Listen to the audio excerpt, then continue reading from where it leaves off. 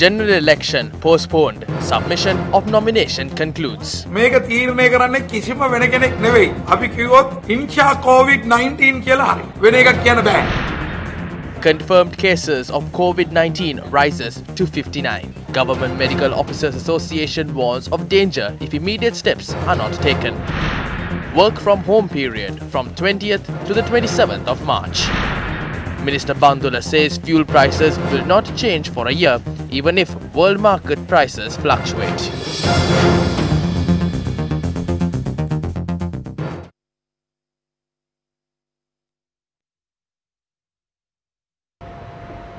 Good evening, you are watching Primetime News on TV1. Starting off with a lead story. The National Election Commission has decided to postpone the general election. This was announced by the chairman of the National Election Commission, Mahinda Deshapriya, during a media briefing today.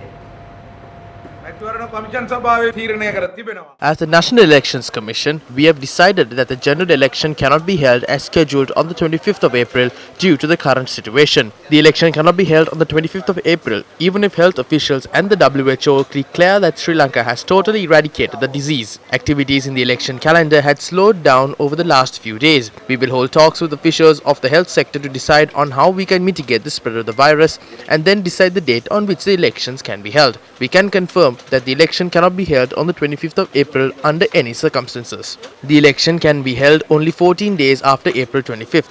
However, do not assume that the election has been postponed for 14 days. The date will not be decided by anyone. It is COVID-19 which can determine the date of the poll. We now cross over to Chaturanga Hapawarachi with the latest developments from the COVID-19 outbreak. Chaturanga. Thank you, Maud. Good evening to our viewers. The number of COVID-19 patients in the country rose to 59 today. The National Operations Centre for the Prevention of COVID-19 convened a media briefing to provide an update to the general public regarding the latest developments surrounding COVID-19 in the country. We have quarantined 2,288 individuals at 16 quarantine centres. 20 people who were in quarantine at these centres have been tested positive for the virus. We have now been informed that there are 3 more COVID-19 patients. Among them is a small child, a 64-year-old patient at the Colombo North Teaching Hospital and a 23-year-old youth receiving treatment at the IDH hospital. The total number of affected patients now stands at 59. More than 100 people have been suspected to have contracted the virus are receiving treatment at hospitals. Among the COVID-19 patients in Sri Lanka, 45.2% of them are between the ages of 41 and 50. 16% are between the age category of 31 to 40 and 81% of the patients are males. The remaining 19% are females. Around 95% of the total patients are Sri Lankans. The rest are foreigners. We are expanding our treatment facilities in the country. The number of patients at the IDH hospital has increased. Those suspected to have contracted the virus are also being treated there. With the assistance of the army, the Colombo East-based hospital in Mulleriyawa will also be used to treat patients from tomorrow onwards. The Valikanda hospital has been equipped with the necessary facilities. Accordingly, we have commenced the process of admitting COVID-19 patients to the Valikanda hospital.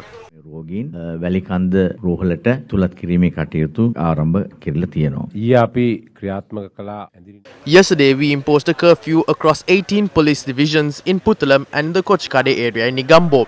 We reimposed the curfew at 2 p.m. This will be in effect until further notice.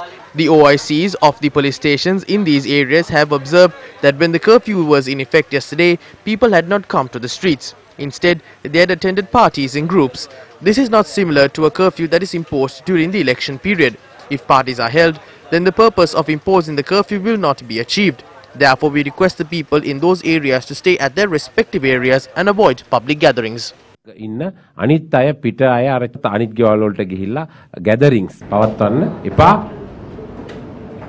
the Presidential Secretariat announced that the 20th to the 27th of this month will be declared as a work from home period. According to a circular issued by the President's Secretary to the heads of state institutions, this period, except for the 21st and 22nd, will not be declared as holidays. The circular stated that employees attached to all ministries, statutory bodies, state departments and corporations will have to work from home during this time period. It further instructed to ensure that services such as health, public administration, transport, banking, food, water and power should continue to provide continuously without any interruption.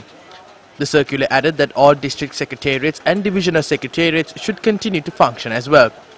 While advising the heads of state institutions to avoid summoning employees to workplaces as much as possible, the circular recommended the use of emails, SMS and other remote methods to communicate with employees. The President's secretary added that the government would grant concessions if extra charges would have to be incurred for using telephones to communicate during this time period.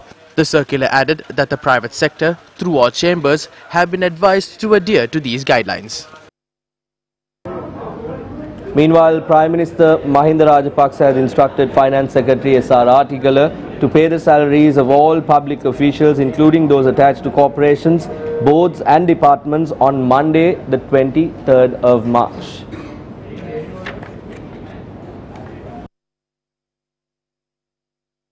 COVID-19 around the world, and how does that impact Sri Lanka? That is the question that is frequently asked when talking to people about this COVID-19 incident. Now, the highest death toll within a 24-hour window was reported yesterday with 973 deaths. We will be able to see the graphs on screen. The global death toll due to COVID-19 at present is higher than the death toll reported during the virus outbreak in China. Now, if you are to take a look at this graph that you see over here, you can very clearly see that the number of deaths reported here on the 18th of March is almost closing 1,000. I mentioned the number earlier, it was 973, and the global death toll at present is higher than when the outbreak happened in China. Taking a look at Italy, the number of deaths due to the coronavirus rose by a record 475.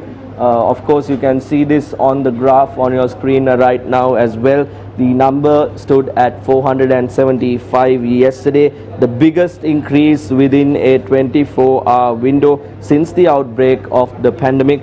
As of date, the total death toll in Italy due to the virus outbreak has reached 3,000, while the total number of infected cases have exceeded 335,713. That number is 35,713. That is the total number of infected cases in Italy. Italy has been the second worst affected country during the coronavirus outbreak and remains on a nationwide lockdown. However, despite the nationwide lockdown, the number of infected cases have not declined. This raises the question as to whether Sri Lanka was able to sort of identify and learn from this example that we see in terms of Italy. We also spoke to Mr. Neil Rajapaksa, who is in Verona, Italy, to get a more comprehensive situation update from Italy.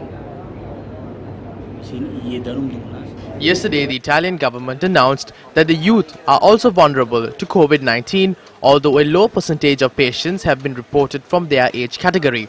Young children who have been affected are also receiving treatment at the intensive care unit. A main reason for the spread of this disease is that young children do not show symptoms of having contracted the disease. While a majority of patients are males, infectious disease experts state that it has been an impact on their hormones. The death toll in Italy yesterday was 475. Less than 1% of the patients are below the age of 60. Italy is being affected to a great extent due to COVID-19. The situation is dangerous as such that the epidemic curve has not shown signs of improvement. තවමත් ඉතාලිය corona වෛරසයේ උපරිම පීඩාව විඳිමින් පවතිනවා. එහි භයානකත්වය වන්නේ තාමත් ප්‍රස්ථාරය හැරවුම් ලක්ෂයකට නොපැමිණීමයි. Neil Rajapaksa වෙරෝනා නගරයේ සිට. At the outset, I mentioned that the situation in the world has to be looked at from a Sri Lankan perspective and ascertain whether the Sri Lankan authorities and the officials can learn a lesson and spread, or rather stop the spread of the corona outbreak here in Sri Lanka. Now, another aspect that people are looking at is the fact that the health sector, the medical officials are continuing to work to ensure that this spread is stopped.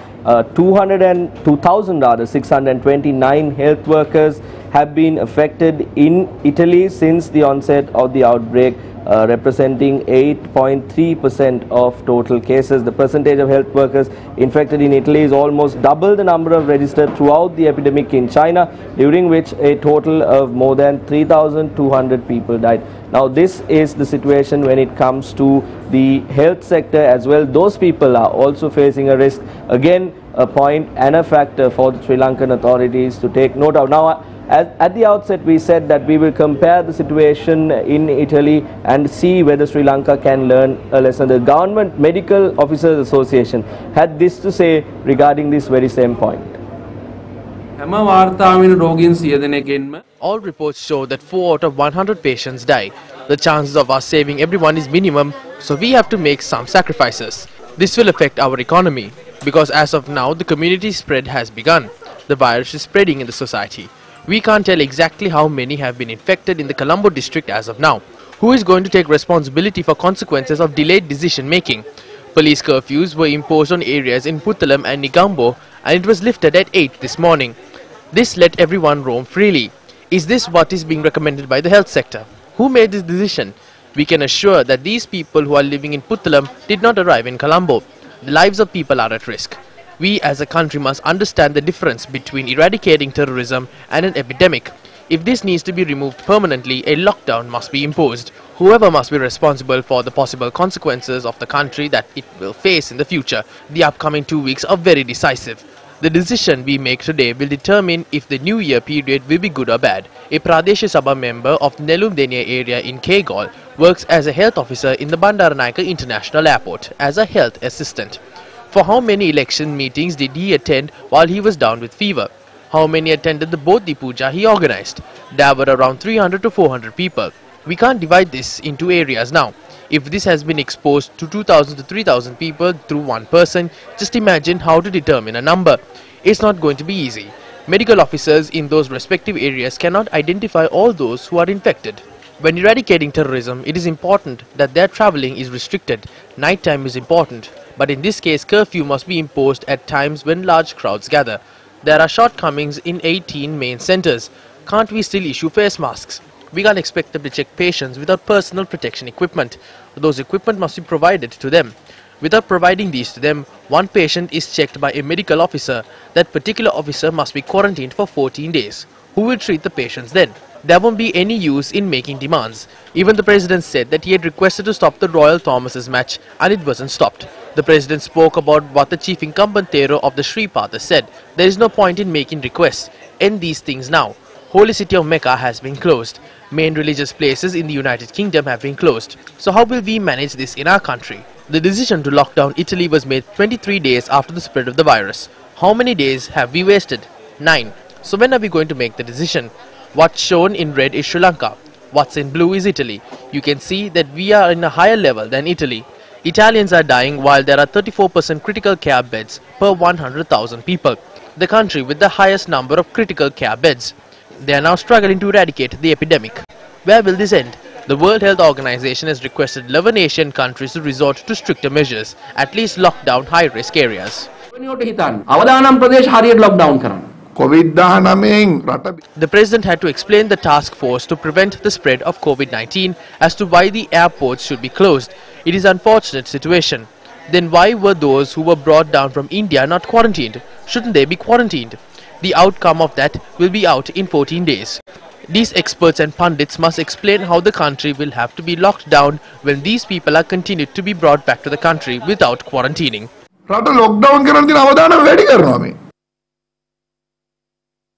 871 individuals who flew to India for a pilgrimage are currently in New Delhi. The hotels in which 714 individuals were staying had instructed the pilgrims to evacuate their lodgings. ඇත්තටම කනගාටුදායකයි ඒ සති දෙකට ප්‍රමාණවත් බෙහෙත් තමයි ගෙන්නේ අපි හෘදය රෝගීන් කීප දෙනෙක් ඉන්නවා දියවැඩියා ලිද්දුන් කීප දෙනෙක් ඉන්නවා ඒ මිනිස්සු අදාන්ත අසරණ තත්ත්වයටපත් වෙලා තියෙනවා අපිට දැන් එළියට බහින්න විදියක් නැහැ මේ අපි ගෙනාපු බෙහෙත් හේත් ඔක්කොම ඉවරයි. Secretary to the Ministry of Buddha Sasana, Cultural and Religious Affairs Bandula Harishchandra said some of the pilgrims are still travelling towards the main towns in buses. He stated that Sri Lankan Airlines, the Ministry of Foreign Relations and the Sri Lankan High Commission in India are taking steps to bring back the pilgrims. Today we had one arrival. That was a flight which arrived from London with 145 passengers on board. We have sent all of them for quarantining. Flights have been barred from entering the country. There are approximately 879 pilgrims in India. We have received instructions from the President to bring them back to the country. Sri Lankan Airlines has intervened and is taking steps to bring them back. We cannot bring back all of them in one flight, but they are being brought back on 2 or 3 flights within the coming days in keeping with the instructions of the President. We have been instructed to send all of them for quarantining.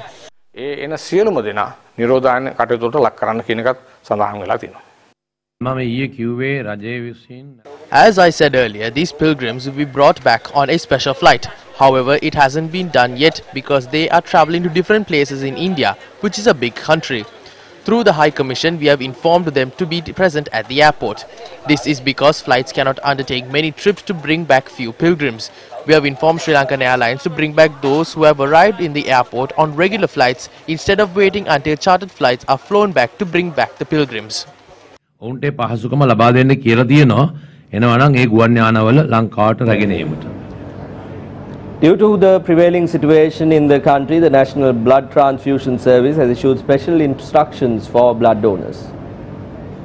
The prevailing situation has caused several disruptions and led to a decrease of the National Blood Reserve.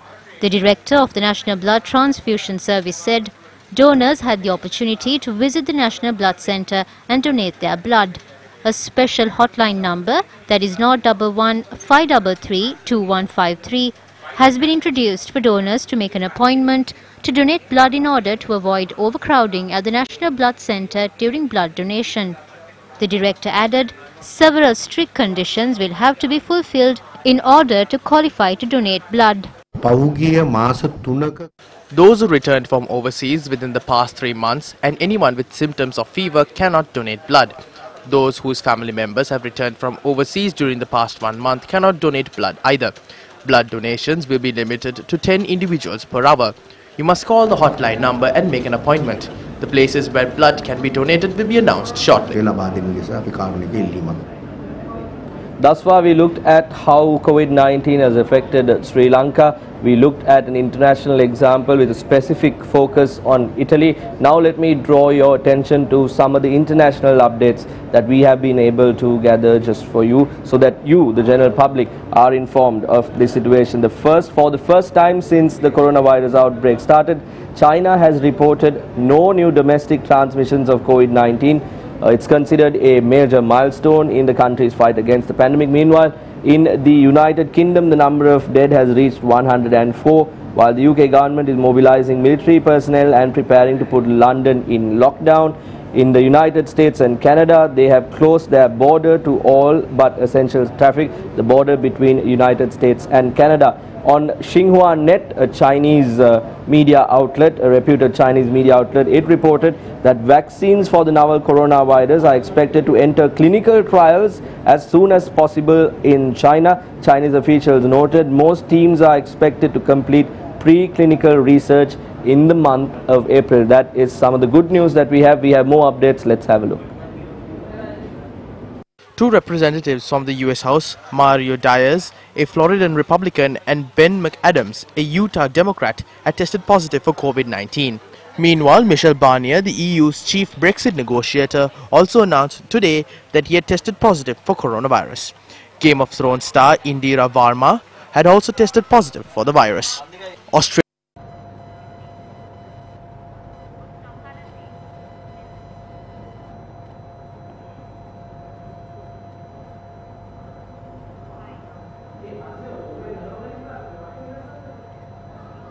Now taking a look at some news here at home again. The rupee depreciated further to 188 rupees and 21 cents against US dollar, with compared to Wednesday's 187 rupees and 23 cents. And Sri Lanka's sovereign bond yields have risen sharply over the 2 weeks amid global volatility, while rupee bondholders have also been selling out. Meanwhile, trading at the Colombo Stock Exchange, which was set to resume, closed for this 4th straight day today. The BAUS in a statement said that following a subsequent request from the SEC and taking into consideration the steps taken by the government to minimize public interaction in curbing the spread of COVID-19, including the restricted banking services, the request to extend the holiday to the private sector except for maintaining specified essential services, and in order to ensure the safety of all market participants, the CSE has been advised to close the market for trading today. Let's now take a look at the currency movements.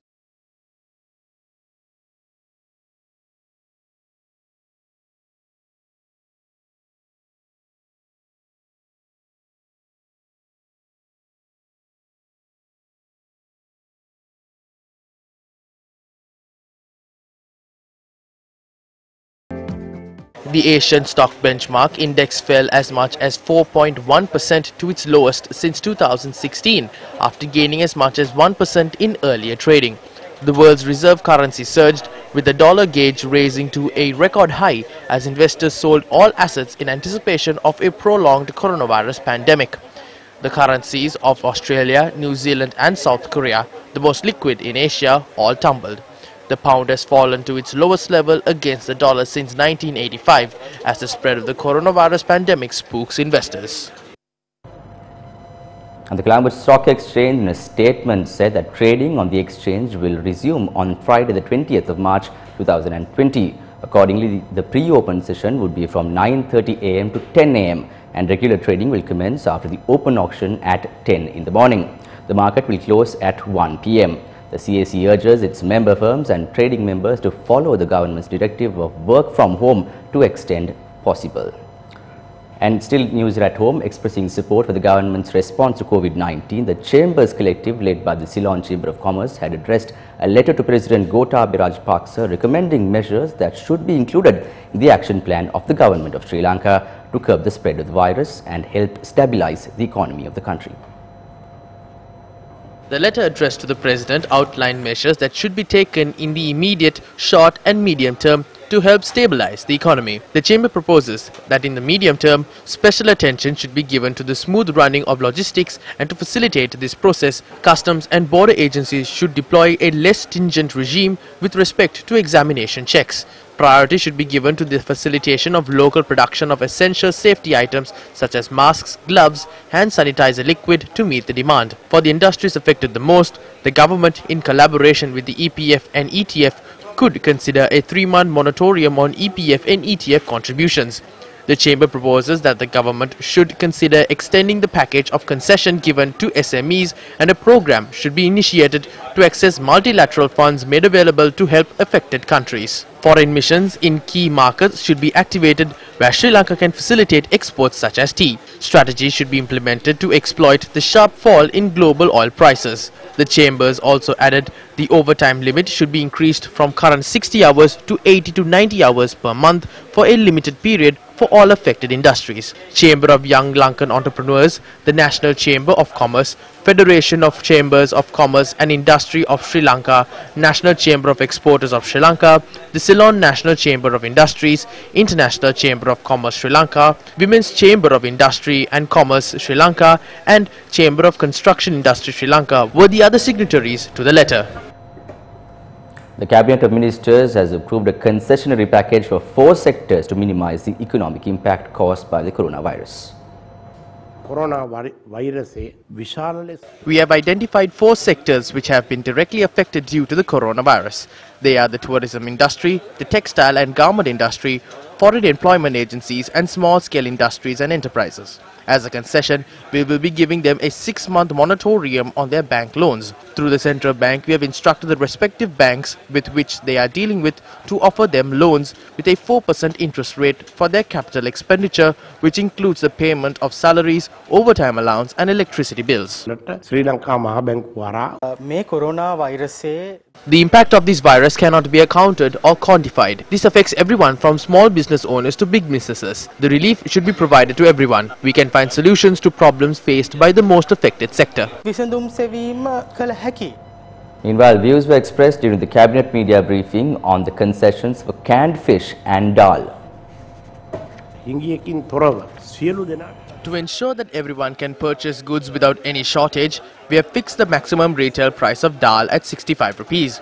It is mandatory to sell the commodity at this price. The Consumer Affairs Authority will take action against traders who do not abide by this regulation. 425 grams of canned fish will be sold at 100 rupees. රුපියල් 100ට සිල්ලරට අලෙවි කළ යුතු වෙනවා. සිල්ලර වලඳොත් මේක කරන්නේ නැහැ. ගියාම කියන්නේ මේ කියපු කට්ටියෙන් ඉල්ලගන්නේ කියලා කියනවා. දෙන්නේ නැත්නම් මොකද දන්නවද? The reason why they are not selling it at that rate is because a person who has been purchasing 100 cases of canned fish is now purchasing 2,000 cases. They're purchasing it at huge stocks so it can be hidden and sold at high rates if prices increase. There are frequent distributors in PETA who distribute goods throughout the country. Therefore, we have imposed a regulation stating that these distributors cannot purchase more than what they have purchased last month. මොකද අපිටත් මේ උපදෙස් දෙන කට්ටිය ඇස්කිමෝවරුන්ටත් ice විකුණලා තියෙන අයත් ඉන්නවා ඒ උපදෙස් දෙන අය අතර. සැමන් දැන් අපිට හම්බෙලා තියෙන තොරතුරක් බහලුම් 100කට වැඩි ප්‍රමාණයක්. එළියට ගිහිල්ලා තියෙන මිනිස් පරිභෝජනයට නුසුදුසු ඒවා. ඇයි මේම කතා අහන්නේ? ශ්‍රී Lanka Why are such tales being made? The Sri Lanka Standards Institute has returned 80 containers of canned fish which are unsuitable for consumption. While that is being done, some are saying that the prices were reduced to sell stocks which are unsuitable for consumption. විකුණන්න තමයි මිල අඩු කරලා තියෙන. ඉතින් මෙහෙමත් මිනිස්සු ඉන්න රටක තමයි අපි ජීවත් වෙන්නේ. මේ පරිප්පු මුදලා PB Jayasundara held discussions with dal vendors for 5 days. He instructs these vendors to hand over their stocks of dal on credit to the government and that the government will repay them later. However, when importing products like dal or fish, no one can buy on credit. The importer must make a payment through a letter of credit by a bank. These vendors have mortgaged their letters of credit for bank loans. So these vendors do not want the money. They have indirectly mortgaged their stocks to the banks. You can pay the banks and we don't care how much you would pay for these stocks. Because if they run at a loss, they will have to close their businesses. They will not be able to repay their loans. Does PB Jayasundara not understand this? තේරෙන්නේ නැද්ද PB Jayasundara කියන ලේකම්ට?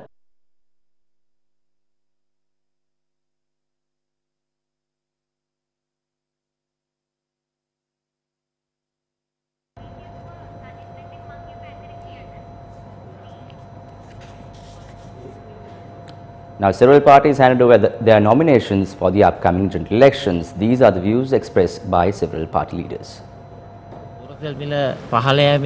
When the prices of crude oil in the global market dropped, I was the one who raised it in Parliament. However, at that time they said that it was not important to reduce the prices here. I expressed regret over that. While the prices of crude oil continue to drop drastically, they announced that fuel prices will remain unchanged for a year. This is a strange decision. I cannot comprehend this. They should realize whether they are making decisions by thinking of the people. The people are helpless. They are being severely inconvenienced at present.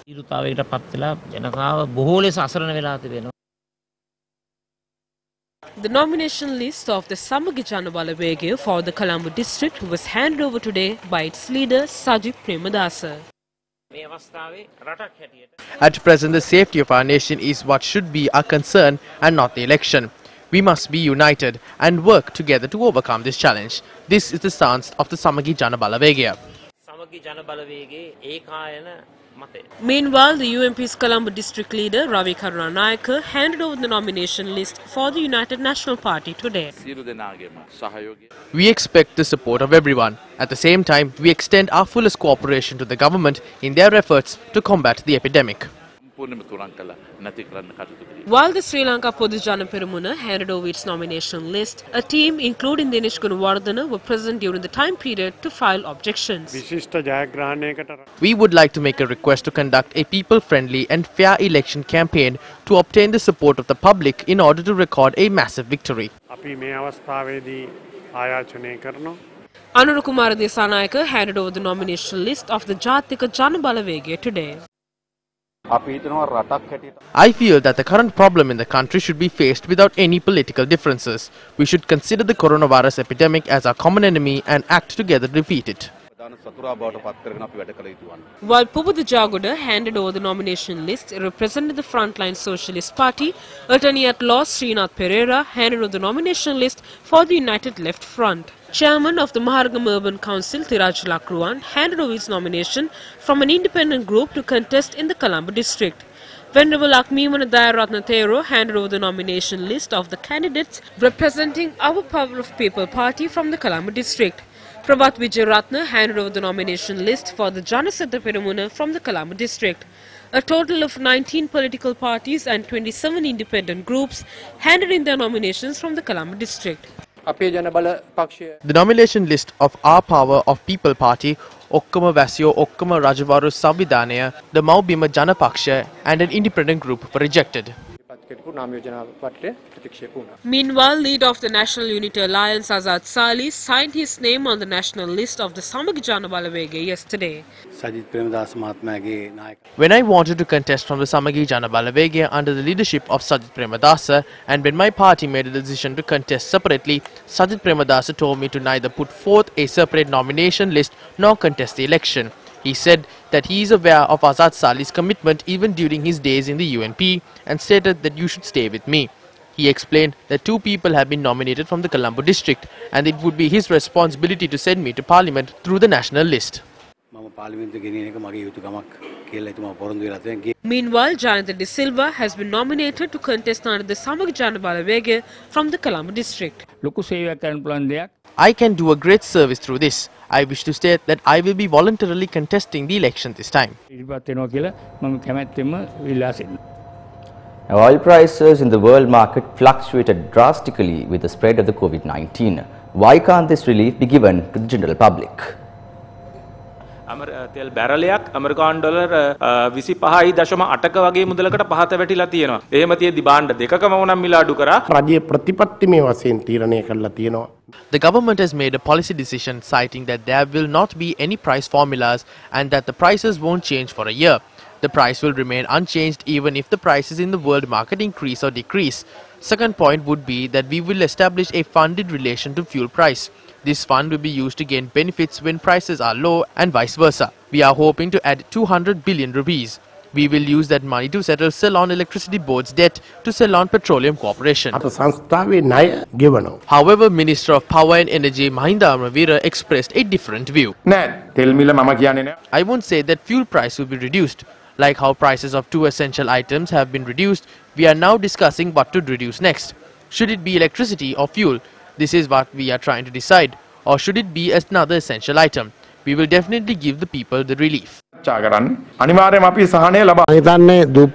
was people like Bandulaguna Wadadana who pretended like they were committed towards the poor. It was Mahinda Rajapaksa and Namal Rajapaksa who came to parliament on bicycles when there was a problem regarding fuel under our government. When there is a twofold decrease in the price of a barrel of crude oil and when the people are affected in this country due to the pandemic, Bandulaguna Wadadana, who once said that the people can survive on 2,500 rupees, is not providing concessions to the people. May God bless the people. I think the people do not have to think twice. The people who were able to respond to these useless politicians during the election. That day is not far away. If Mangala Samaravira's fuel price formula was in effect, the prices of fuel would have been reduced by 50%. But they match the prices of fuel to that of dal and salmon. What they are trying to say to the public is to consume dal and salmon thrice a day. They address the nation and reduce the prices of dal and salmon. This has become a joke now. The Central Bank of Sri Lanka has issued a set of directives to commercial banks and the national savings banks to ease the pressure on the exchange rate caused by the COVID-19 outbreak. Among the directives issued by the Monetary Authority were to suspend facilitating the importation of certain motor vehicles under letters of credit and certain non-essential goods under letters of credit, documents against acceptance and advance payment. The Central Bank also instructed commercial banks in Sri Lanka and the National Savings Bank to suspend the purchase of Sri Lanka's international sovereign bonds. The Central Bank also directed authorized dealers of foreign exchange to be allowed to issue foreign currency notes as travel allowance only up to a maximum of $5,000 or its equivalent in other foreign currencies. The Central Bank also said it will continue to monitor market development and take further measures as required while ensuring adequate liquidity in the market in order to facilitate smooth operations and sustain market confidence amidst the COVID-19 outbreak. The deadline to accept nominations for the general election ended at 12 noon today. Following the decision to postpone the election, what will happen to the nominations that were submitted? We will issue a gazette on the nominations after the nominations have been submitted. There is only one way to cancel the nomination. I am not well aware of whether this is done through the Parliament or through the Supreme Court. Nominations have been cancelled, but only when a parliament was there or when a new parliament was elected. Pudukudu Irippu nominations in 2011 was cancelled in 2017. Until then, political parties didn't accept the fact that there were elections there. We don't have the authority. And that's a wrap of Primetime News. Today's sign language interpreter was Brian De Cruz. Good night and take care.